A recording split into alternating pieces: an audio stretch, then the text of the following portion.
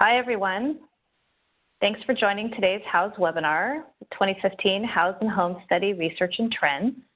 My name is Liza Hausman, and I'm the Vice President of Industry Marketing here at Houzz, and I'll be your moderator for today's event. We're extremely pleased to have so many of you in our professional community here today.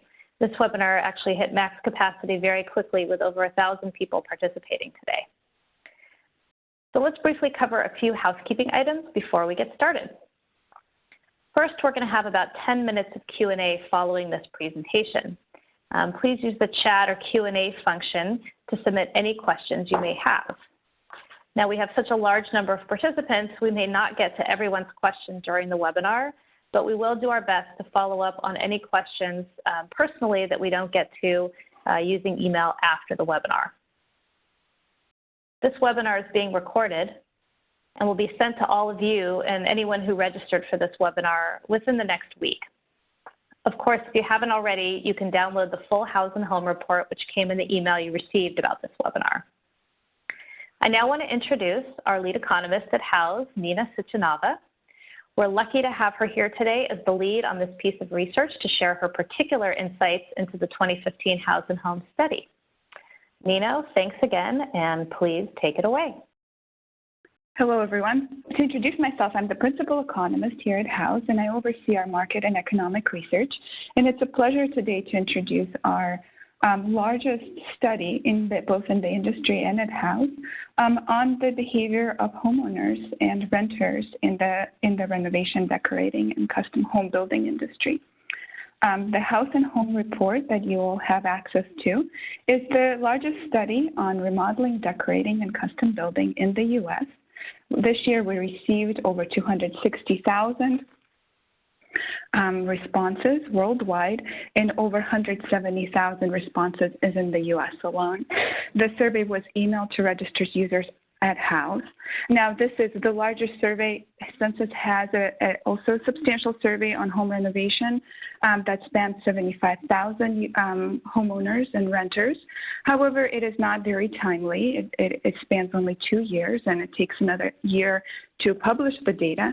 So we both boast the timeliness of our survey as well as the coverage. We have a very wide range of projects we're covering and a lot of information on challenges, motivations, and triggers for renovation, home building, and decorating. Again, without further ado, I'll move on to our study. First of all, let's cover first who are the homeowners on Houzz and what is the study telling us about the homeowners on Houzz. 90% of the participants of the study own a primary home. This is a very large rate of home ownership. This is much greater than national averages. The census data that was actually published last week had indicated that the home ownership rate has dropped to its lowest in the U.S. in the last 25 years to about 64%. So we are capturing the homeowner audience, which is the most relevant audience for home renovation, custom building, and decorating. In addition to the ownership of primary homes, roughly a quarter of our homeowners own a second home, which is a very large percentage. Again, we're focusing here at Houzz on a larger and on an upper socio-demographic segment of the population. Next, I'd like to take a look quickly at the income and home value distribution amongst homeowners specifically. Over 60% of the homeowners have an income of $100,000 or more. Again, this is twice as high as the national averages. And 77% have a home value of $200,000 or more. Again, this is twice as large as the national averages.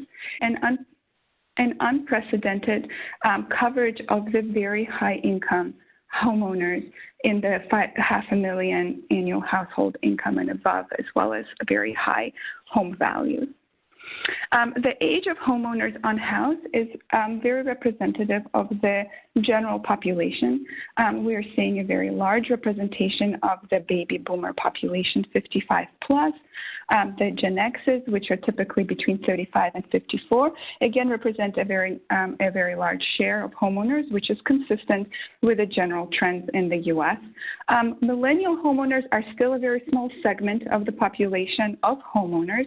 Again, they're the largest segment of the entire population of the U.S., but within the homeowners, they're still at a very early stage of entering the homeownership realm.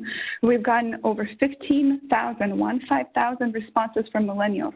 So we can, for the first time, evaluate what the preferences of this segment is relative to the other demographics that we know a little bit more about.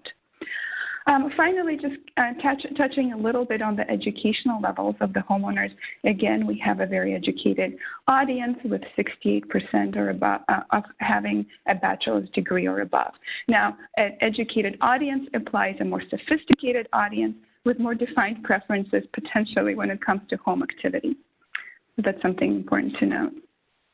Now, let's move on to our past and planned activities that homeowners are engaging in 2014 and planning for 2015.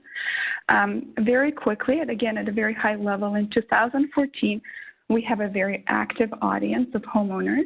Majority have decorated or renovated their home in 2014, and roughly 1 in 20 build a custom home, again, substantially greater than the national averages. Now, while we have substantially revised the methodology of this report, we've moved now to evaluating the activity on a yearly basis as opposed to 5-year basis. We're not quite able to compare this level of activity, say, relative to the last year, but the degree of activity is still supportive of the general trends in the industry. And the general trends in the renovation industry is that it has recovered at a greater rate than the housing industry overall.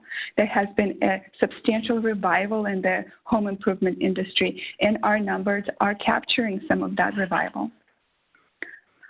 Moving on to the just a little bit of a detail on the extent of decorating across the top 10 metros. You can see that the picture here is pretty consistent with the national statistics. Again, the homeowners in these top 10 metros are decorating to a similar extent as our national numbers are indicating. Next, looking at 2014 renovating activity by top 10 metros, again, you're seeing a very consistent picture with the national activity. Now, this changes a bit when we look at custom building by top 10 metros. As you can see, the national average is about 4% out of the homeowners on house. Here, Dallas leads the pack with 5% of the homeowners in Dallas engaged in home building, while the other metro areas are below the national, indicating that majority of the custom home building is taking place in the less densely populated areas. And finally, let's take a look at the 2015 planned activities, and we can see that the numbers are quite high. Again, majority of the homeowners on house are planning to renovate, decorate, and build, and a similar percentages in 2014 are planning to build a custom home. Now, with renovating and decorating, the numbers will look just a bit lower than our 2014 actual activities. However, that is not surprising. With decorating especially, a lot of the decorating does take place on a more of a short-term notice. And with renovating, some of the replacement projects of home systems, equipment, exterior, do have a much shorter planning time frame. As a result, the plans that the homeowners are projecting here are going to be lower than the actual reality. But generally, these numbers are again supportive of the general trend in the industry that we're going to see a very healthy year. 2015 is going to be a robust year for renovation and decorating. And finally, just a little bit more detail about what exactly homeowners are planning on doing in the next 6 months. These numbers right here are showing the share of homeowners who are planning to purchase home renovation and home decor items. 75% of homeowners on house have an intent of purchasing these very large ticket items, such as kitchen appliances, kitchen cabinets, interior and outdoor furniture, and so forth. And again, looking at these categories, it is clear that there's going to be a very diverse set of renovations and decorating taking place in 2015. Now let's take a look a little bit more with a little bit more detail at actual decorating in 2014, and take a look at what type of rooms are being decorated and what is the spend on these projects. This slide shows the popularity of the decorating projects in 2014. Living and family room, not surprisingly, are the most popular rooms to decorate, followed by bedrooms, kitchens, and so forth. 1 in 5 of the homeowners on Houzz is decorating all interior spaces, which is a very substantial percentage, as well as if you look at the numbers, since they don't up to 100%, that indicates that actually over half of the homeowners on Houzz who are planning on decorating more than 2 rooms or more. Again, this is indicative of a greater scope of decorating projects. Quickly looking at the decorating across top 10 metros, just looking at living and family rooms and all interiors, there's a consistent picture that the popularity of these spaces is pretty consistent across top 10 areas. Let's take a look very quickly at the average spend that we're seeing in 2014 amongst homeowners on Houzz. We've split out the spend by DIY and those that hire interior designers or decorators. The average spend for DIY is about $7,000, and it's substantially lower than the average spend on or decorating with interior design or decorator. So taking a look here at the top 10th percentile of the distribution in spending. Now, spending and decorating is extremely varied.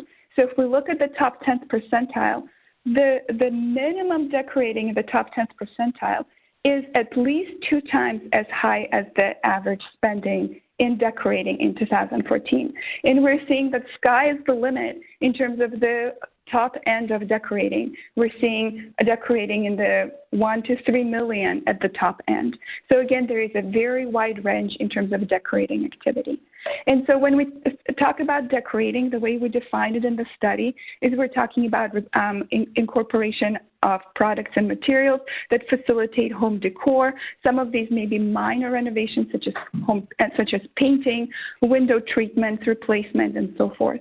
But generally, we distinguish decorating from renovation, where renovation is replacement of major elements of the home, including structural replacements.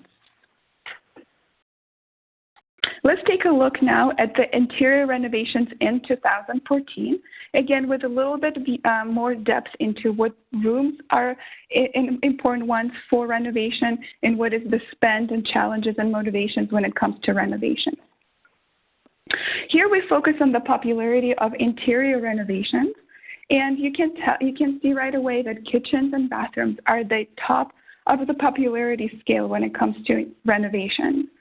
29%, or roughly a third, of the homeowners who are renovating are remodeling or adding a kitchen. The light green indicates the remodel, which is within the footprint of the home, and dark green indicates additions, where you're adding a structure to the home. So not surprisingly, additions are proportionally smaller percentage relative to the remodels. Kitchens are at the top, followed by bathrooms, not surprised. And then there we have some more smaller rooms of the home, such as closets and laundry rooms and home offices. An interesting finding is that we've anecdotally have heard that basement conversions are becoming more popular, and we're seeing basement conversions especially prevalent in Chicago, Minneapolis, and Detroit. Again, we cannot make these comparisons year over year quite yet, so a lot of the findings are, again, supportive of the general trends that we're seeing from other sources. And taking a look at the renovation projects, the top renovation projects by top 10 metros, you can see that there is a general consistency with the top 10 metros renovating at a similar extent as the national averages. Next, we'll take a look at the size of the renovations that are taking place. So first of all, kitchens if you focus on kitchens since they're the most popular renovation. Kitchen size is staying about the same. Majority of the people are not changing the size of their kitchens. Roughly 1 in 4 is changing the size of the kitchen and making them larger. This is not surprising considering how large the renovated kitchens are in the U.S. In fact, we're finding that they're the largest in the world in general at roughly 250 square feet of the size of the finished kitchen. Over half of the homeowners renovating their kitchens are looking at kitchens that are over 200 square feet. And you can see there are some very large kitchens at the top end. Now, the kitchen size varies substantially across metros. Seattle and San Diego, we're seeing much smaller kitchens at about 240 square feet, slightly lower than the national average. Only 10% of kitchens in Seattle and San Diego are over 400 square feet. This is different relative to Atlanta, where we're seeing the largest kitchen sizes, again, within metro areas. Atlanta boasts kitchen sizes on average that are about 300 square feet, and 20% are over 400 square feet. So substantial sizes of kitchens. Next, we'll take a look at what is being replaced in kitchens. Again, the scope of the kitchen remodels and additions is quite large. Half of the homeowners on Houzz who are renovating their kitchen are replacing major elements of the kitchen. And we're seeing that about 40% are replacing all of appliances and cabinetry, which we define as kitchens of major scope. Now, again, windows and doors are not as popular to replace as countertops, but they are indicative of larger scope projects. So 20% of people who are replacing their windows are replacing also a lot of the other elements in the kitchen. In addition to replacing the elements of the kitchen, we're seeing changes in the layout and the structural upgrades. Half of the people are changing the layout of the kitchen, and 38% of the homeowners who are renovating their kitchens are upgrading structural in the sense that they're moving walls, ceilings, the floor, and so forth. So again, the scope of the kitchens is quite large. Now, what this is indicative to in terms of the larger trends in the industry and in the economy is that we're moving into a time, post-recession time, when consumers are gaining greater confidence in the recovery. In part, this confidence is bolstered by improvement in the unemployment rate. The job growth prospects are improving. And so we're seeing pretty consistently across most industries that consumers are gaining confidence. The renovation industry is bolstered by this confidence disproportionately relative to the housing market as a whole. Housing market has not recovered as well. However, within the renovations, we're finding that a lot of consumers are switching over to discretionary projects, which tend to be non-essential projects, and they are also the projects that you tend to postpone during the economic downturn. There's been a lot of pent-up demand in terms of kitchen, bathroom, interior renovations. So we're seeing a shift towards, again, this discretionary projects, which is great to see. And based on this data, we're seeing that these renovations are exceeding a lot of the replacements of exterior elements and home systems. Again, a good signal of pent-up demand being released in 2014, and we are expecting similar trends in 2015. Next, let's take a look at the kitchen spending when it comes to remodels.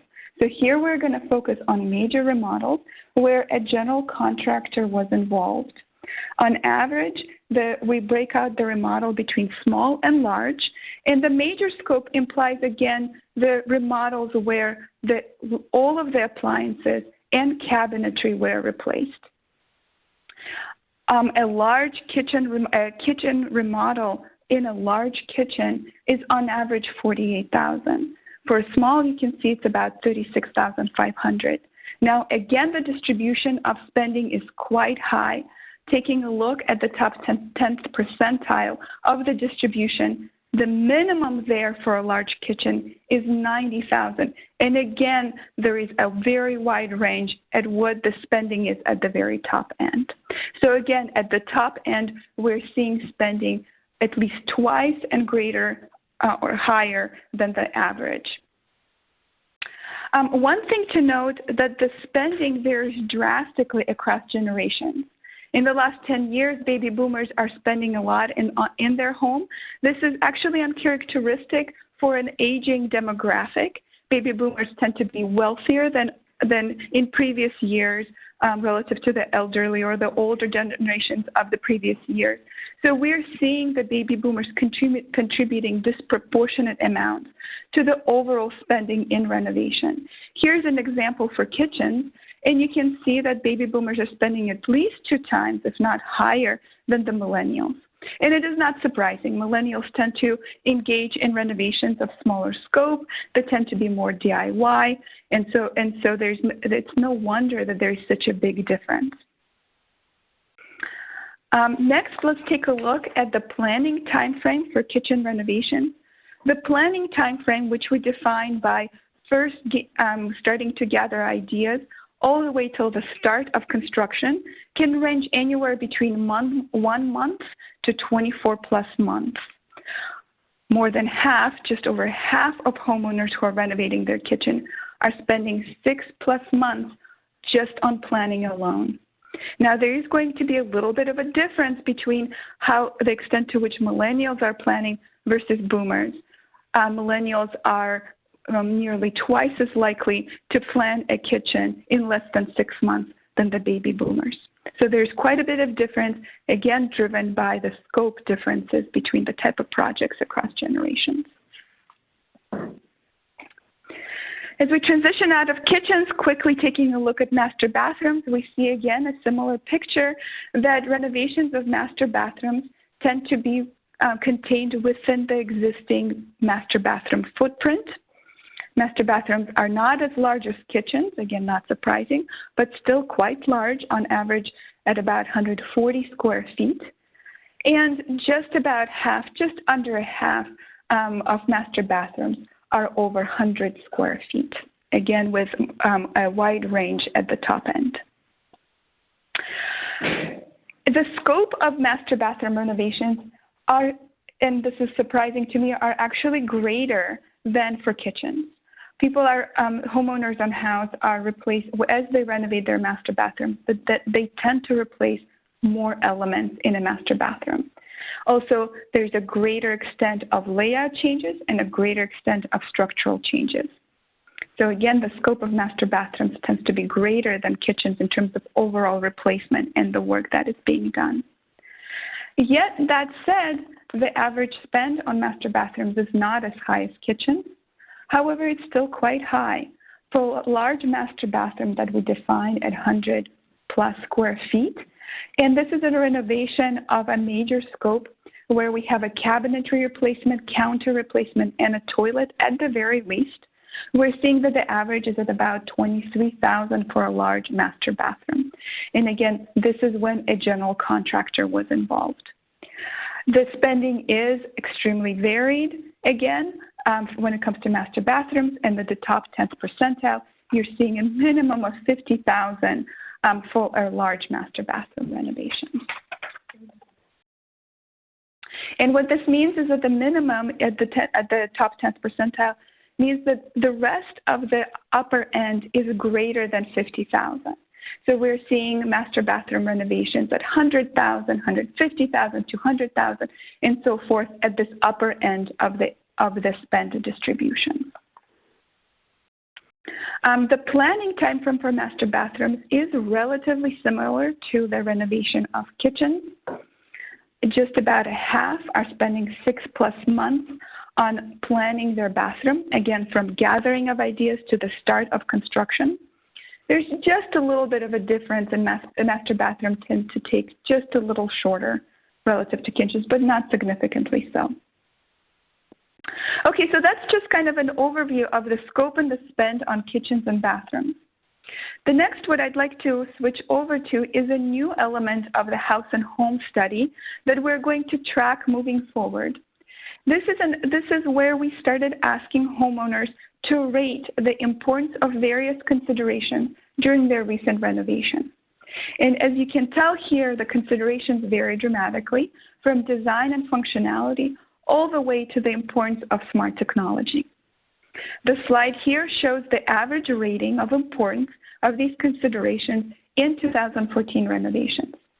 And what you can see here is that improving design and improving the functionality of the home is at the top of importance when it comes to motivations for renovations. Followed after that is the improvement of the resale value, energy efficiency, and towards the bottom is the addressing of the health concerns and integrating of green, sustainable materials and smart technology. Now, that's the relative standing of these considerations. But even though smart technology or green and sustainable materials may be ranked lower than design functionality, that doesn't mean they're not at all important. They're not important. So next, I'd like to dive just very briefly into how these considerations compare to each other across income levels and across ages. On the slide here, I'm showing the importance of resale value and costs, two major financial considerations during renovation. And they're plotted out across income, ranging from $50,000 all the way up to $500,000 and more of annual household income. And then there is an age distribution here. I'm contrasting millennials in light green and baby boomers 55 plus with a dark green. What you can see here is that the pattern of these financial considerations across income varies quite a bit. Minimizing cost drops off significantly as income increases. However, improving the resale value is consistently ranked very important to homeowners across all income levels. And what this is indicative to is that as we have more income to spend on luxury items with greater income, that is not to say that the home does not remain one of the largest assets contributing to the net worth of the homeowners. This is a trend that has been consistent in the U.S. Your home and the home equity that you build in your home tends to be consistently one of the largest assets across all incomes. And so homeowners are going to keep the resale value in mind during the renovations.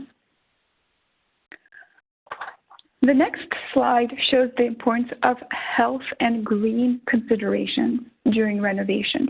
Again, the importance of these considerations is plotted out across income and age.